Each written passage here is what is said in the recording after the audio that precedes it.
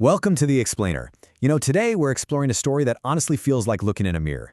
We're unpacking rich versus poor, two lives, one hidden truth. We're going to dive into the daily lives of two drastically different guys who live in the exact same city, breathe in the exact same air, but are basically existing in entirely different universes. By breaking down their actual realities, we're going to uncover a pretty profound truth about how all of us live today. So, does money really buy happiness, or just a completely different kind of stress? Look, it's the ultimate cliché, right? But instead of just shrugging it off with a simple yes or no, the source material we're looking at today forces us to examine the actual day-to-day mechanics of a wealthy life versus a poor life. It totally strips away the romance, it strips away the assumptions, and we're not doing this to judge either side. We just want to honestly observe what happens to the human mind under completely opposite circumstances. Keep this question in the back of your mind as we go.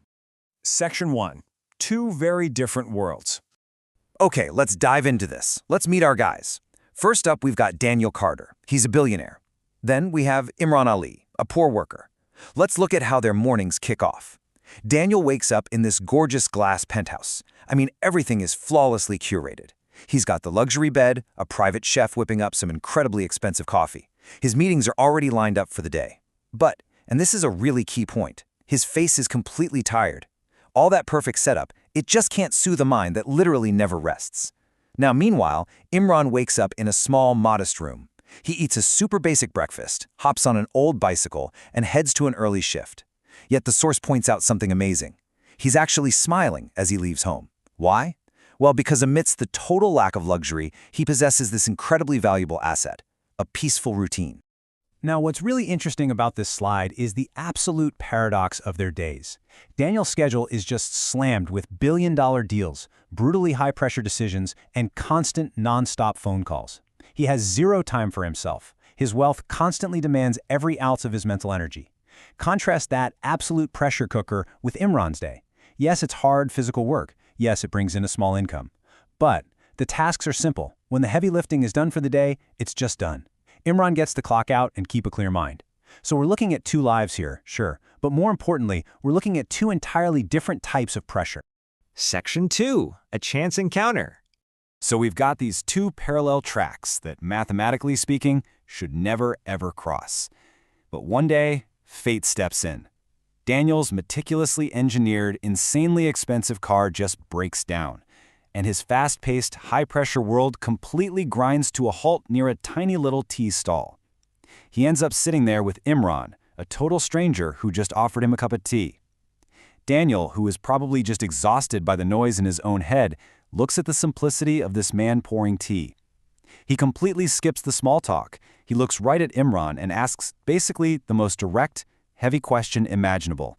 Are you happy with your life?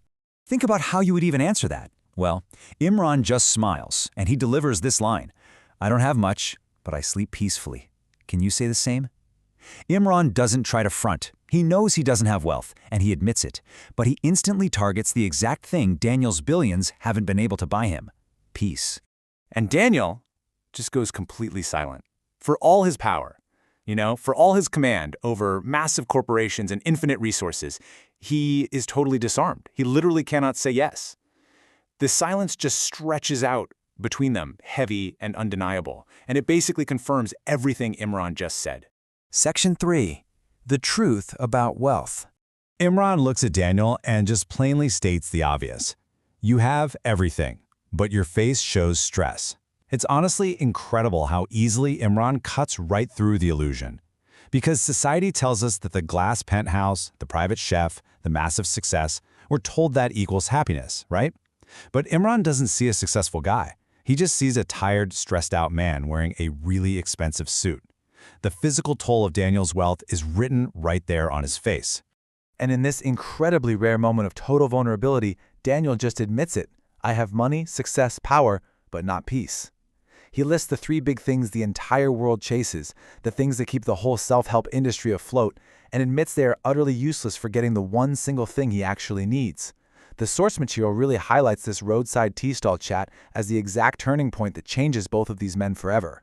And this brilliantly illustrates the core realization they both arrive at. Daniel realizes that, yeah, money definitely removed his daily struggle to survive, but it replaced it with this crushing, suffocating pressure. On the flip side, Imran realizes his lack of money definitely removed his physical comfort, but in exchange, it gave him a beautiful simplicity. They look at each other and realize neither of their lives is perfect. They're literally just trading one pain for another. Section 4. Stepping into other shoes. Knowing that neither of them actually has the perfect formula, they decide to do something pretty radical. It's like the ultimate empathy test, an actual exchange of perspective. First, Daniel steps into Imran's world. He visits the small home, he eats the simple food, and he just lives that highly basic lifestyle for the day. And the result? For the very first time in recent memory, Daniel actually feels zero pressure. No meetings, no massive responsibilities hanging over his head. The source emphasizes that Daniel just feels calm. Stripping away all that wealth finally let his mind stop spinning. But contrast that with Imran's experience stepping into Daniel's world. Imran walks into the luxury office, he sits in on the high-rise board meetings and listens to these billion-dollar conversations. And instead of feeling like a king, Imran is just completely overwhelmed. He suddenly grasps the sheer, staggering mental weight required to maintain Daniel's life. He straight up admits he couldn't live like this. The pressure would absolutely break his mind.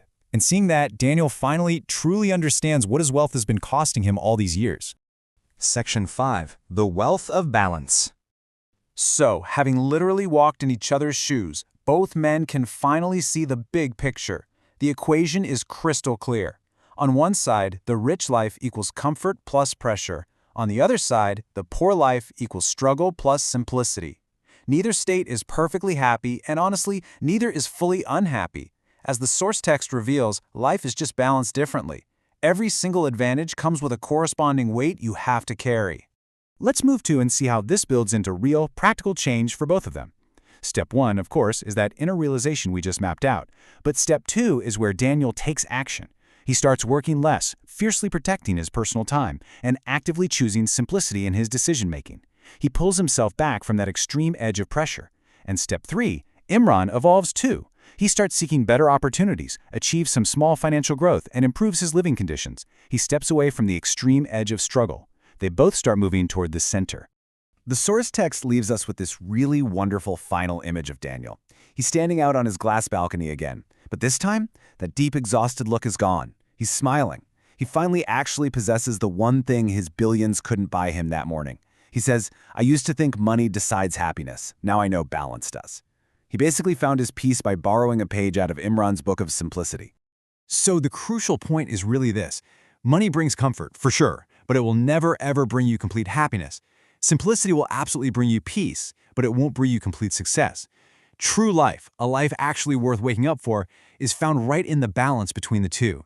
Understanding both sides of the spectrum is what actually creates wisdom. And you know, this isn't just a fable about Daniel and Imran. It's a blueprint for auditing our own lives right now. Where are you over-indexed? Are you drowning in pressure just for the sake of comfort? Or maybe you're stuck in a struggle because you haven't actively sought growth. I want to leave you with this final, incredibly powerful thought from the source material. Happiness is not rich or poor. It is balanced living between needs and peace. Take a hard look at your own life today. Are you just out there chasing numbers, or are you actually cultivating peace? Are you balancing your needs with your mental health? Take a page out of Daniel and Imran's book today. Step back, look at your own equation, and ask yourself, if you had to trade places with a stranger tomorrow, what would they actually find hiding behind your success? Thank you so much for joining me on this explainer. Keep learning, keep finding that balance, and I will catch you next time.